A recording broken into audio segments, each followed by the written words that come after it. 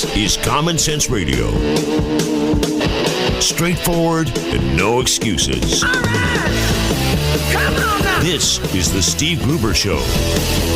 Call me crazy. Oh, yeah. What I said was perfectly right and spot on accurate. Boy's got a mouth like a cannon, always shooting it all. Stop. Got it. Stop. I mean, you're way off script. Got it in me. Gonna quit until it all comes out. Hey, boy! Been a long education. Yeah, stop cynical. It's common sense. Pay attention to me when I'm talking to you. I'm gonna rock the nation. Rock the nation. Genuine, accountable, and raw. Here is Steve Gruber. It's Tuesday. It's election day. It's time for you to go to the polls for the for three races. We heard the 75th, the 80, and the 82nd House seats here having their primary runoffs today. Their actual election day will be the presidential primary day of March the 8th. That'll be actual election day. The 75th, heavily Democratic. The 80 and 82nd, both heavily Republican, should likely stay that way. We'll talk more about that probably a little bit later this hour, the third hour. Also today, this hour, we will talk with an author about the Clintons' war on women. Roger Stone, a seasoned political operative, will be with us in just a few minutes to talk about that. We'll talk about immigration reform. Paul Ryan says he won't work with President Barack Obama on immigration reform because he says, well, he can't be trusted. Then we'll talk to Danny O'Connell, a health insurance expert. Year 3 of Obamacare. What's it mean to you and your family and the price that you're going to pay? We'll talk about that. But yeah, Press Secretary Josh Earnest called Paul Ryan's claim that he cannot trust the president on the issue ironic, given he helped write bipartisan immigration reform legislation in 2013, only to stand with the House Republican leaders in Congress who refused to take up the bill. Earnest calls Paul Ryan's comments pandering to the extreme right wing of the Republican conference, including preposterous comments like that. He says they have not served the party or the country very well. Neither have open borders and a flood of illegal aliens and a scourge on our, gangs and drugs and all. Donald Trump wasn't wrong about many of the things he said. Then gangs and drugs and criminals have flooded across the border in part. Good families as well? Well, of course. And good people? Yes. But are they breaking the law? Absolutely. Should it be overlooked? No. We're either a nation of laws or we're no nation at all. And that, my friends, is the truth. We either are a nation of laws, as we have always been, or we are no nation at all. A nation in name only. And I don't want to be a nino. All right, in Houston today on this election day, there is a huge push for the Houston Equal Rights Ordinance, as it is so called, which will give equal rights and, well, it'll give protection to the LGBT community in ways it never has. It's called the bathroom bill, is what it's being called by many people in Houston. The Houston Equal Rights Ordinance would, basically, you choose whatever bathroom you want, male, female, doesn't matter what the biological truth is. If I claim that I feel like a woman, I can use the women's restroom. A lot of big companies standing up behind this. Plan. Apple, BASF, Dell, General Electric, Hewlett-Packard, United Airlines, Michigan's own Dow Chemical Company have all gotten behind the ballot initiative and urging voters to say yes. Here's what Earl Shipp, the vice president of Dow, wrote. At Dow, having a welcoming and respectful culture across our operations is part of what gives us an advantage. Other Houston businesses also need that advantage if the region is going to continue to lead our country's economic and job growth. That's why we support the Houston Equal Rights Ordinance, or Proposition 1, on November 3rd. Dow joins many other businesses supporting the HERO legislation. I don't know how it's going to do. A tremendous amount of pushback on this measure. fathers out there talking about they don't want their daughters being subjected, their minor daughters being in restrooms where adult men have free and legal access. Yeah, they don't want. You can understand that, of course. I would have the same concerns. Well, you're just homophobic. No, not at all. I'm filled to the brim with common sense. And I don't think that adult men need access to a restroom that my minor daughter is using. And yes, I have a minor daughter. No, I wouldn't want an adult man in there because he feels like a woman. It is a recipe for disaster. Will it happen every time? No, of course not. Let's be practical. But it will happen, and it will happen often enough. And it will even happen to people that thought this was a good idea to their families. And then they will have to rethink their position, hopefully.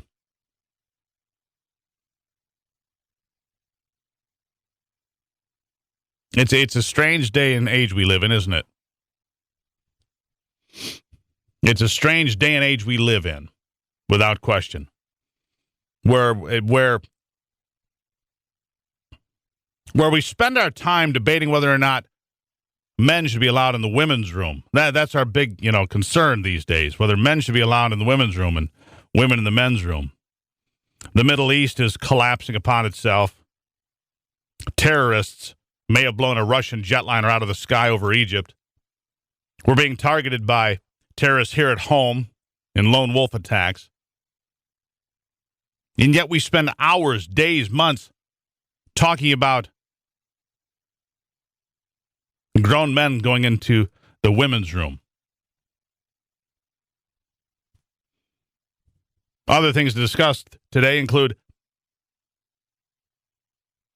President Obama is apparently going to defy the courts, the Fifth Circuit Court of Appeals, when it comes to work permits and visas. In fact, he has a plan right now that would entirely gut the visa program for those coming here that want to work.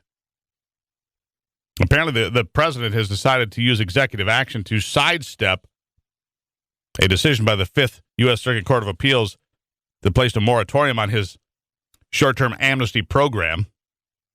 The president, undeterred, many of his advisors went behind closed doors recently. They came up with 4 plans. We're hearing now that the president might implement at least one or more of those plans going forward in an attempt to basically issue, if you will, green cards or work papers and permits to anybody that wants it. Pretty much anybody that wants it is going to get it. At least that's the understanding of what we're hearing here.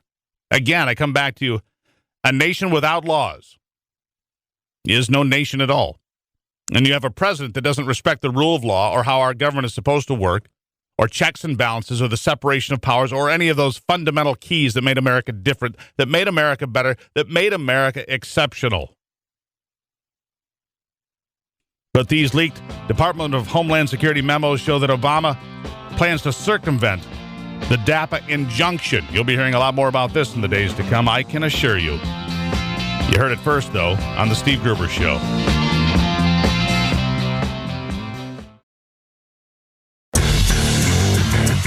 Genuine Michigan common sense on display every day.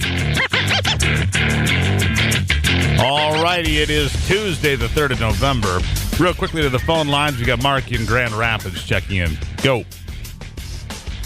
Okay, I just voted in Grand Rapids. There was 5 people working in the polling station. There was 1 person voting. That was me. No one was coming or going in to vote before or after me. This guarantees taxes will go up in Grand Rapids.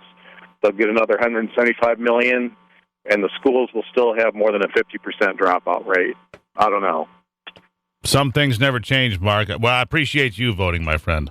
Good work. There you have, he's right. 5 poll workers and 1 voter. Elections have consequences. They certainly do. Our next guest knows that. Our next guest, Roger Stone, a seasoned political operative and pundit, veteran of 8 national presidential campaigns, has served as a senior campaign aide to 3 Republican presidents before leaving the GOP for the Libertarian Party. Apparently you'd had enough. He's also the author of the new book, The Clintons' War on Women, and the Clintons Not just Bill Clinton's war on women, the Clintons, plural, war on women. Roger Stone, welcome to the program. Good morning. So, for a lot of people, the implication is pretty clear. There were scandals involving Bill Clinton and his dalliances over and over and over. They date all the way back to his early years, obviously, in Arkansas, My father once said, once people reach a certain age, they never really change. They just get older. And so these tendencies by Bill Clinton, they were there from the time he was young, were they not? Yeah, and I think it's important to point out that my book is not about Bill and Hillary and consensual sex. It's not about his girlfriends, mistresses, one-night stands. If I wrote that book, it'd be an encyclopedia. This book is about something much uglier, unfortunately. It's about sexual assault. It's really about, in many cases, serial rape. And the names are there. Bill has forced himself on a number of women. And then, unfortunately, those consequences are ugly because he is vicious, he's brutal, he bites his victims. At least 3 of them have said that he bit their upper lip as a bid to keep your mouth shut, I imagine, in a disabling move. But then, frankly, it's Hillary who swings into action and runs a cover-up. It's Hillary who runs the so-called Sluts and Nuts campaign from her East Wing office to silence Bill Clinton's victims, lest he get impeached. Well, this thing you're describing here, this, if you will, this is actually, Rolling Stone should have written this article about the culture of rape. Actually, it would be factual, but you took the chance and did it yourself here. My point being is, what you're describing here is much more. It's much darker, much worse, much more insidious than consensual sex. You're exactly right. Yeah, no, and the real question, I think, Camille Paglia, the feminist of all people, said, why should Bill Clinton be held to a different standard than Bill Cosby? This is very similar to the Cosby situation. Over a long period of time, Bill has assaulted a large number of women. We know some of these names: Juanita Broderick, Kathleen Willey, Paula Jones. But there's so many names that are not known: Christy Zurcher, Becky Brown, Helen Dowdy, Eileen Wellstone, Liz Ward Grayson. This list goes on, and it's what happens to the women after Bill assaults them. They get psychologically assaulted by Hillary.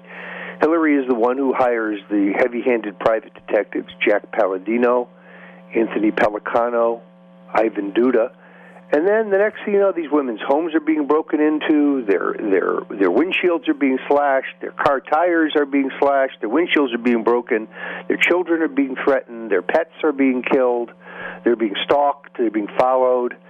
It's a veritable terror campaign to silence Bill's victims so that they don't get in the way of the Clintons' lust for money and power. I mean, you make it sound like these people, once they are sexually assaulted, if they push back or, complain in any way, then they become the focus of a organized campaign of violence. Yeah, no, they get psychologically raped. First, Bill rapes them physically or assaults them physically, because in some cases he just exposes himself and demands oral sex. That's his other big stunt. It's what he did with Paula Jones. For 2 years he said he didn't know who she was. It never happened. It was all a lie. He'd never met her in his life. Then he was forced to admit under oath in the Lewinsky investigation that he had in fact attacked her, and he paid her an $850,000 settlement after that. So why is Bill Clinton not held to the same scrutiny as Bill Cosby? That's a great question, but what's the answer? The answer is, I think the mainstream media gives him a pass. I mean, there's nothing in my book that wasn't reported somewhere at the time, but it becomes a one-day story in a small media outlet, or it's the subject of a book by someone you've never heard of, and therefore they don't have the ability to get much publicity, and the mainstream media just gives him a pass. Oh, Bill is your roguish old uncle. He's like your old grandfather. He's just got an eye for the ladies. No, it's far, far uglier than that. As you put it, it's much darker than that. This is the focus of the book, but we also look at the entire epic arc of the rise of the Clintons. It's a tale of serial rape, but it's also a tale of drugs, both drug use and drug trafficking, of corruption, selling of pardons. What about the drugs? One, he was governor. to heinous characters, mostly drug dealers, the selling of American foreign policy through the so-called Clinton Foundation, which is a slush fund for grifters, and really just a vehicle for bribes. And we've seen this in the last 3 days. The country of Qatar laid millions and millions of dollars on the Clintons personally and through their foundation in order to buy the toppling of Gaddafi in Libya. We had a complete reverse in American foreign policy once they paid off the Secretary of State. It was a cash exchange. Cash exchange. There you have Either bribes in the form of quote unquote speaking fees. I'm sorry, nobody pays Bill Clinton $1.5 million for a 20-minute speech. Well, That's unless they want something in exchange. For a bribe. That's right. Roger Stone, I wish we had more time, but Roger Stone is the author of the brand new book, The Clintons' War on Women. As you can hear, it's not just about the affairs that he had. It's much deeper, much darker, and much more to it. And I encourage everybody here listening to go get this, The Clintons' War on Women. Roger Stone, we'll have more of this conversation sometime soon. Appreciate the opportunity. Many thanks. Thank you very much. If that doesn't get you a book on your nightstand, I don't know what will. It's Tuesday on the Steve Gruber Show. Delivering Michigan common sense with a big dose of truth and honesty. Well, I've been looking real hard and I'm trying to find a job, but it just keeps getting tougher every day. But I got to do my part, 'cause I know in my heart I got to please my sweet baby, yeah. It's Tuesday, and I appreciate you dialing it in. It's the Steve Gruber Show.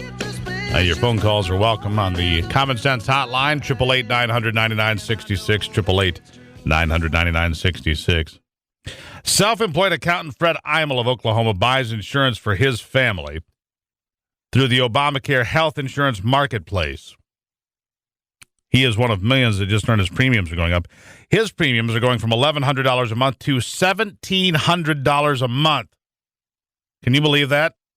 That means he could pay $20,000 this coming year for health insurance.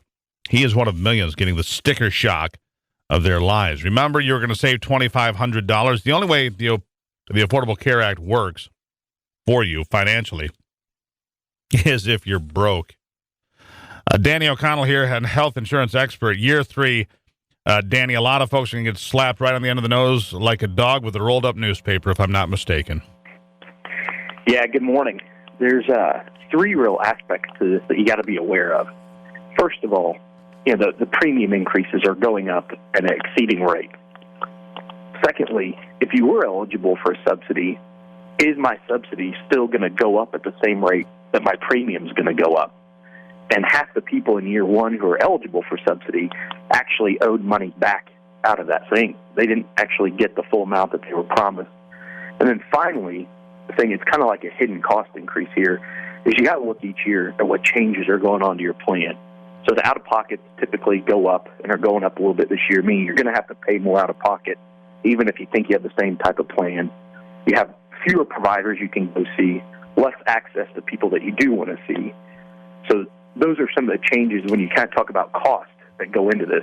Well, here's the thing, a lot of folks predicted this, and of course, the president and others scoffed at people that said, this can't work. Financially, if you're telling people they're all going to save money, it's nonsense. I mean, if you put everybody in the pool, everybody's cost is going to go up. And of course, they're ridiculed and scoffed by the president, by Hillary Clinton, by Harry Reid, and all the others.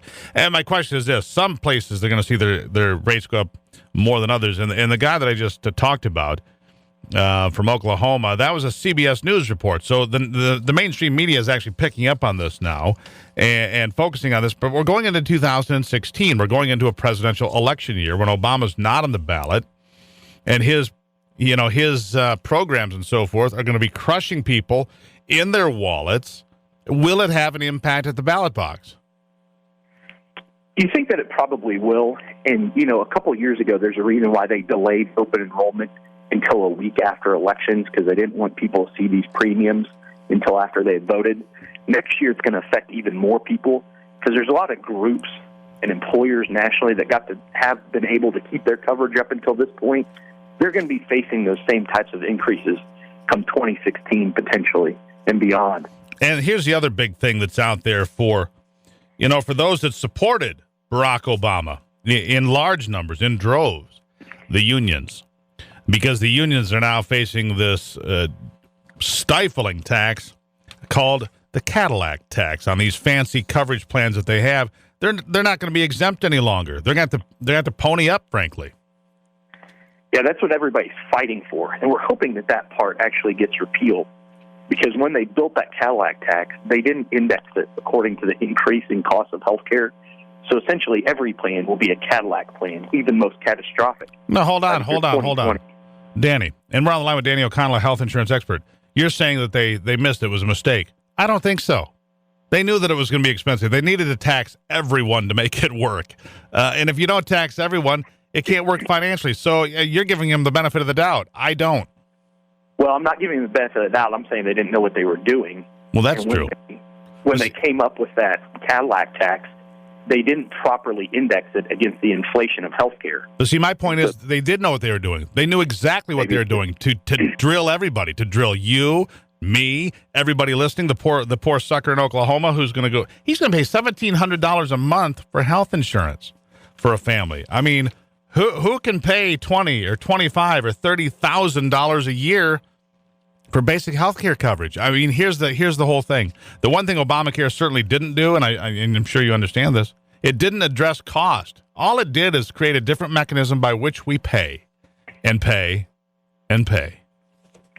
Right. When you go through the bill, there's not a single provision in there that actually lowers cost. How they create the cost savings is through subsidies. But the subsidies, are they going to keep up with the cost of inflation on these plans? No. Secondly, you only have a small portion of people that you really have to be almost broke to even be able to get a subsidy. So that's not solving the middle class problem with this rising cost of health care. Well, absolutely. So I guess, at some point here, I guess I'm gonna, people are just gonna have to realize that, elections have consequences.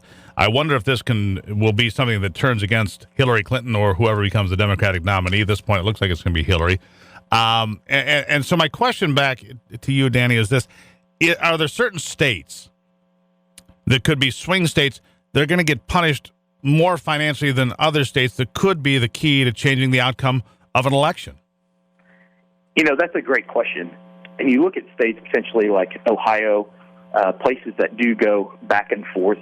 Those could be key battlegrounds. States like California, you don't expect the state of California to completely change. They kind of have their head where it is, and they vote that way. And where is that? I'll let your listeners decide. Yes. Carry on. So you do have some of those key battleground states, Florida, Ohio, places like that, where this is going to be a major issue.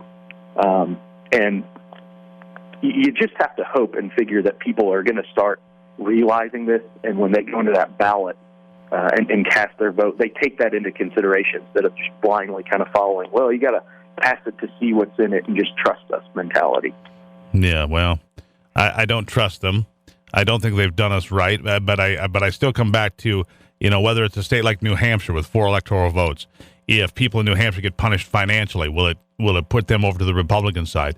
Will a state like North Carolina that goes back and forth, that has, 13 electoral votes, will it be pushed to the Republican side? Colorado has 8 or 9 votes. Iowa. These are all smaller states, but this all adds up. And these are states that, tend to go back and forth. Wisconsin, another state that comes to mind, go back and forth. Michigan hasn't been in play for a while, but I will tell you that if, Michigan still has a lot of union workers, and if union workers start getting punished with big tax increases because of the Cadillac tax, or people here start seeing increases of, 20, 30, 40%, it will change votes because that affects families.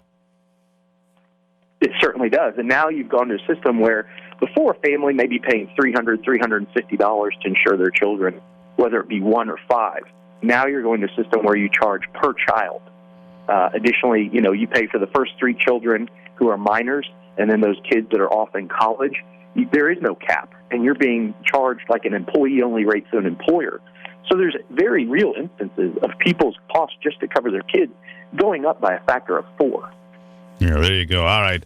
Well, Danny, we'll keep an eye on this. We'll have you back to update us from time to time to see who's paying paying all of that money and who's going to change their vote and who's going to be affected and who's going to come out winner and who's going to come out the loser. Danny O'Connell, thank you so much. Good morning. Thank you. It's Tuesday. We'll be right back.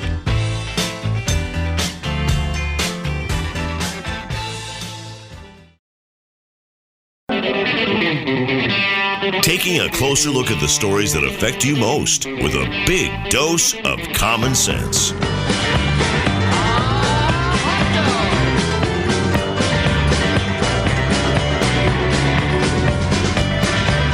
All righty. Well, it is election day, as you know, so if you need to get out there and make it happen, well, then get out there and make it happen. All right. So there you have it. It's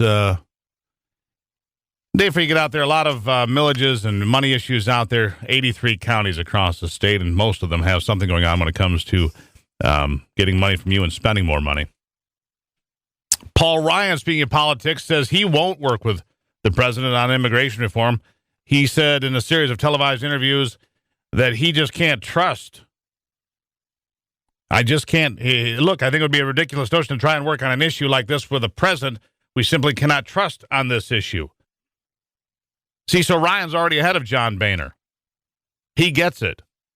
He gets the fact that Barack Obama is not to be trusted. He tried to go it alone, circumventing the legislative process with his executive orders, so that is not in the cards. It appears the president, by the way, is going to try that again. He's going to try to go around the 5th U.S. Circuit Court of Appeals. The message from Mr. Ryan, who was elected Speaker this past week, signaled an antagonism toward the White House that both echoed his predecessor. John Boehner is likely to appeal to the party conservatives, who forced Mr. Boehner's resignation. You see, this is going to move the needle. Meanwhile, in Republican politics, the focus remains on the future of debates and how they're going to be handled. The Republican campaigns, I mean, there were like 15 or 18 different people that got together. All of the campaigns, I believe, were represented in the get-together behind closed doors, talking about proposed changes. Everybody's involved. In fact, here's a whole host of the candidates talking about what should change going forward. Take bite 2. We may not get everything in one big bite, but we're making progress. That's the important thing. Whatever the rules are, they should keep to them. That's all I think the candidates want. The rules were established, and they lost control over the entire process last time. I know that Harry Truman couldn't get elected president with explaining the United States of America's health care plan in 30 seconds. If you have never voted in a Republican primary in your life, you don't get to moderate a Republican primary debate. We're here in Iowa talking to voters instead of being in D.C. talking about debates. We've had no trouble negotiating with the networks, and my policy remains what it's always been. I'll debate anyone, anytime, anywhere. And there you have it. Carson, Bush, Kasich, Cruz, and Carly Fiorina. And they want some changes. I strongly disagree with Ted Cruz there. If you haven't voted in a Republican primary, you can't moderate. Well, that's not true, Senator. In fact, that's foolish. You can moderate as long as you're an honest individual. As long as you're straightforward and you ask real questions, you can certainly moderate a debate. You can't act like a buffoon and a complete partisan hack. Just like the CNBC folks.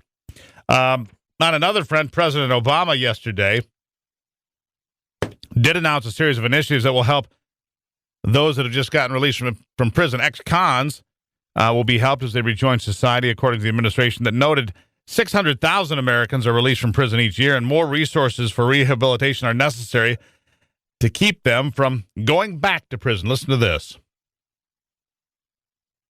We're taking 2 new actions to create more success stories like this. These are actions that I can take as president through my executive authorities. Number 1, my administration is announcing new grants to help returning citizens seize that second chance through education and job training and housing and legal help and children's services. Point number 2, I'm taking action to ban the box for